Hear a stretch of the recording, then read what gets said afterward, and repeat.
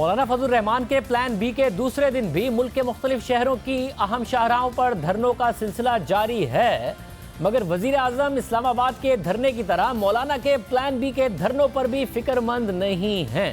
ذرائع کے مطابق وزیر اعظم کی زیر صدارت تحریک انصاف کی کور کمیٹی کے اجلاس میں مولانا فضل الرحمان کے آزادی مارچ کے ذکر پر وزیر اعظم نے مسکرا کر کہا کہ غبارے سے ہوا نکل چکی ہے۔ مولانا نے سردی اور بارش میں عوام کا وقت اور پیسہ ضائع کیا، جو سب نے دیکھ لیا ہے۔ اب مولانا فضل الرحمان پلان بی سے لوگوں کو بیوقوف بنانے کی کوشش کر رہے ہیں۔ مولانا فضل الرحمان سڑکیں بند کر کے عوام کو کیا سبق سکھانا چاہتے ہیں؟ اندازہ ہے کہ قوم مولانا کے بیانیے کو مسترد کر چکی ہے۔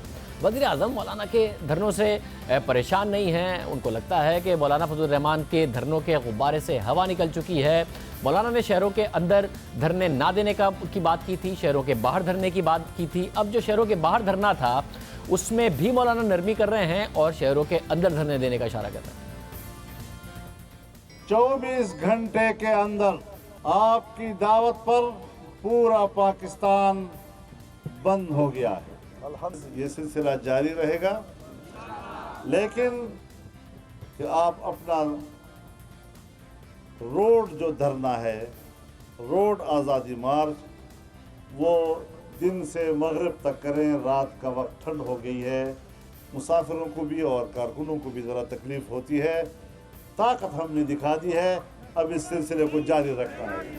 چند روز کے بعد ہم شہروں کے اندر بھی مظاہروں کی طرف جائیں گے۔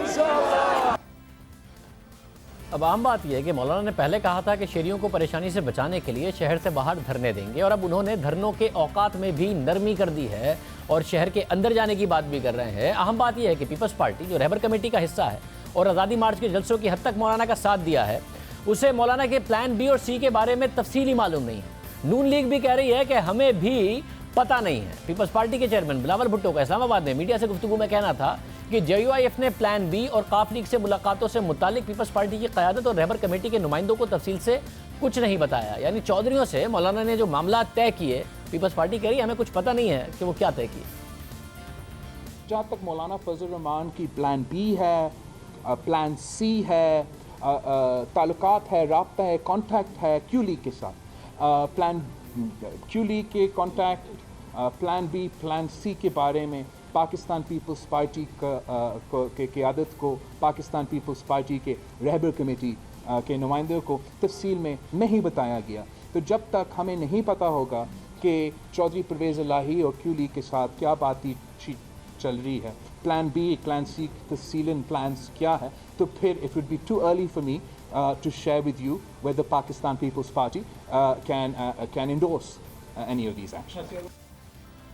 مولانا کے اتحادی چودھری برادران سے ملاقات اور پلان بی سے واقف نہیں ہے، مگر اس بارے میں کچھ تفصیلات خود چودھری پرویز الہی نے پروگرام جرگہ کے میزبان سلیم صافی سے گفتگو میں بتائی ہیں۔ ان کا کہنا تھا کہ مولانا فضل الرحمان نے انڈرسٹینڈنگ کے تحت اسلام آباد میں مارچ ختم کیا ہے۔ معاملات طے ہونے کے بعد مولانا اسلام آباد سے روانہ ہوئے۔ مولانا فضل الرحمان کو ہم نے جو دے کر بھیجا ہے وہ امانت ہے۔ ہم تو یہ سمجھ رہے ہیں کہ مولانا مزید سختی کرنے کے لیے یہاں سے اٹھے ہیں۔ آپ کی باتوں سے یہ لگ رہا ہے کہ نہیں، مولانا کے ساتھ معاملات حل ہو گئے ہیں اس لیے یہاں سے اٹھے۔ دونوں چیزیں ہیں اس میں۔ دیکھیں، وہاں ایک چیز ان کو ہم نے منوائی ہے کہ وہاں آپ نے کوئی تشدد نہیں ہونا، اور جیسے یہاں تشدد نہیں کیا تو آپ اپنا امیج خراب نہ کریں کہیں تشدد کر کے۔ ٹھیک، تو یہ انہوں نے ہماری بات مانی ہے۔ اچھا، لیکن ایک انڈرسٹینڈنگ کے تحت اٹھے ہیں یہاں سے۔ ظاہر ہے ایک انڈرسٹینڈنگ تو ہوتی ہے نا۔ اور انڈرسٹینڈنگ آپ دونوں بھائیوں کے ساتھ ہوئی ہے، چودھری صاحب اور آپ کے ساتھ؟ حکومت کے ساتھ بھی ہوئی ہے۔ آپ کے ذریعے ہوئی ہے نا؟ ہاں، ہمارے ذریعے ہوئی ہے۔ اچھا، مولانا صاحب نے مجھے انٹرویو میں بتایا تھا کہ یا استعفیٰ یا استعفے جیسی کوئی چیز میں تب اٹھوں گا، تو استعفیٰ تو نہیں ملا۔ یہ استعفیٰ جیسی کوئی چیز کیا ہے جس کی آپ لوگوں نے یقین دہانی کرائی؟ وہی تو امانت ہے۔ اچھا اب اس میں خیانت تو نہ کرائے۔ اچھا، پرویز الہی صاحب کا پروگرام جرگہ میں تفصیلی انٹرویو کل رات 10:05 پر نشر ہوگا۔ پرویز الہی کا دعویٰ ہے کہ مولانا انڈرسٹینڈنگ کے تحت اسلام آباد سے گئے، مگر مولانا حکومت کے خلاف احتجاج کو مزید آگے بڑھانے کی بات کر رہے ہیں، مگر جو پہلے سے احتجاج کر رہے ہیں پلان بی، اس میں نرمی بھی اختیار کر رہے ہیں۔ اہم بات یہ ہے کہ حکومت کی طرف سے ابھی تک مولانا کو کہیں پر احتجاج سے روکا نہیں گیا ہے، مگر پشاور ہائی کورٹ نے سڑکیں بند کرنے اور شہریوں کی بنیادی اور آئینی حقوق کی خلاف ورزی کے خلاف دائر درخواست پر مولانا فضل الرحمان اور دیگر فریقین کو نوٹس جاری کیا ہے۔ 28 نومبر کو انہیں طلب کر لیا گیا ہے۔ پروگرام میں آگے بڑھتے ہیں۔ تحریک انصاف پر مسلسل یہ الزام لگتا رہا ہے کہ وہ ہر اچھے کام کا کریڈٹ خود لے لیتی ہے اور اگر کچھ غلط ہو جائے تو ذمہ داری دوسروں پر ڈال دیتی ہے۔ یہی معاملہ اس وقت بھی سامنے آیا جب راولپنڈی پولیس نے بچوں سے زیادتی کرنے اور ان کی لائیو ویڈیو چلانے والے ملزم سہیل ایاز کو گرفتار کیا۔ ایک ایسا شخص جو بچوں کے ساتھ زیادتی کے جرم میں برطانیہ اور اٹلی میں سزا کاٹ چکا ہے اور اسے ان ممالک سے ڈیپورٹ کیا گیا یعنی بے دخل کیا گیا، مگر پاکستان آنے کے بعد سہیل ایاز خیبر پختونخوا کے گورننس پالیسی پروجیکٹ میں بطور کنسلٹنٹ کام کرنے لگا۔ البتہ جب یہ معاملہ سامنے آیا تو خیبر پختونخوا حکومت کے وزیر اطلاعات شوکت یوسفزئی کا ویڈیو بیان سامنے آیا، جس میں ان کا کہنا تھا کہ سہیل ایاز کا خیبر پختونخوا حکومت سے کوئی تعلق نہیں ہے، وہ ورلڈ بینک کے پروجیکٹ میں کنسلٹنٹ تھا اور ورلڈ بینک نے ہی اس کی ہائرنگ کی تھی۔ سہیل ایاز کا کوئی تعلق نہیں ہے خیبر پختونخوا حکومت کے ساتھ، نہ ہی وہ خیبر پختونخوا کا ملازم ہے۔ فائنانس ڈپارٹمنٹ یا PND سے بھی اس کا کوئی تعلق نہیں ہے۔ یہ ٹوٹلی ورلڈ بینک کا پروجیکٹ ہے اور یہ ان کے ساتھ کنسلٹنٹ ہے۔ ان کی جو ہائرنگ ہوئی ہے وہ بھی ورلڈ بینک عالمی ادارے کے تھرو پہ ہوئی ہے۔ اس سے ہماری حکومت کا کوئی تعلق نہیں، اس لیے اس کو صوبائی حکومت کا ملازم نہ کہا جائے۔ اگر اس نے کوئی جرم کیا ہے تو پولیس اس کے خلاف مقدمہ کرے گی اور وہ قانون کے مطابق اس کے ساتھ ڈیل ہوگا۔ شوکت یوسفزئی کے اس دعوے کو پاکستان میں ورلڈ بینک کے کنٹری ڈائریکٹر نے مسترد کیا اور اپنی ٹویٹ میں کہا کہ سہیل ایاز نے کبھی ورلڈ بینک کے لیے کام نہیں کیا۔ اس کی خدمات MDTF پروجیکٹ میں بطور کنسلٹنٹ خیبر پختونخوا حکومت نے حاصل کی۔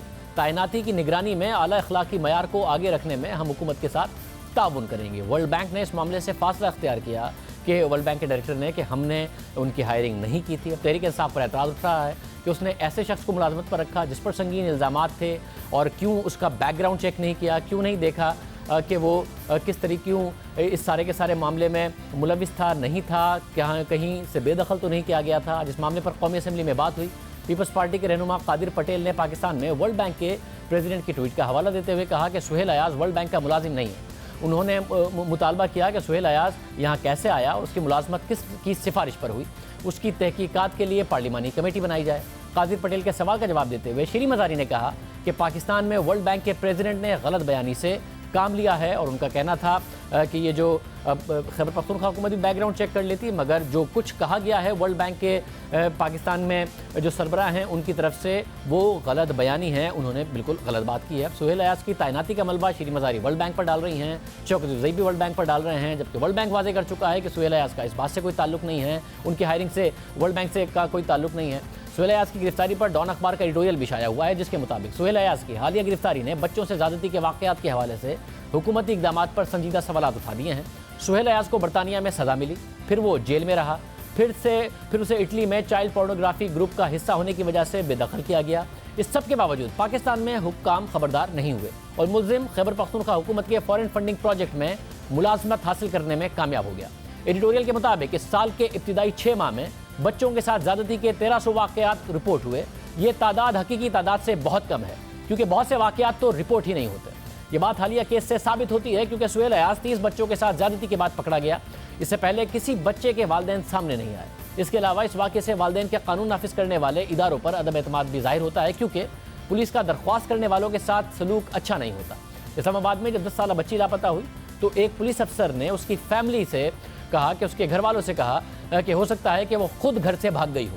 جب بڑے پیمانے پر تنقید ہوئی تو پولیس ایکشن میں آئی تو پتہ چلا کہ ملزم اسی نوعیت کے دیگر 2 مقدمات میں ملوث تھا۔ اسی طرح اداریے میں ذکر کیا گیا ہے قصور میں حالیہ جو واقعہ پیش آیا، قصور کے حالیہ واقعے کا ملزم 2 بار گرفتار ہو کر چھوٹ چکا تھا اسی قسم کی کارروائیوں میں۔ اس سے پہلے قصور میں بھی چھوٹی بچی زینب کی زیادتی کا واقعے کا جو ملزم تھا عمران احتجاج کے بعد گرفتار ہوا۔ 4 سال پہلے خانیوال میں 300 بچوں کے ساتھ زیادتی کا معاملہ سامنے آیا تھا مگر انہیں بھی آج تک انصاف نہیں مل سکا۔ یہی وجہ ہے کہ والدین قانون نافذ کرنے والے اداروں پر اعتماد کرنے کو تیار نہیں ہیں اور بچوں سے زیادتی کے واقعات پر قابو نہیں پایا جا سکا ہے۔ اور اب اگر تحریک انصاف کی حکومت بھی صرف بلیم گیم میں لگے گی کہ جی ہماری ذمہ داری نہیں ہے اور کسی غلطی پر اپنی ذمہ داری دوسروں پر ہی صرف شفٹ کرے گی تو یہ معاملہ حل نہیں ہوگا۔ بہت سارے واقعات اس حکومت کے آنے کے بعد بھی ہوئے ہیں جنہیں کنٹرول کرنے کی ضرورت ہے، اور اس کیس میں کم از کم ذمہ داری کے تعین کی ضرورت ہے کہ کس کی غلطی تھی، ورلڈ بینک کی یا پھر حکومت کی۔ اجازت دیجیے، اللہ حافظ۔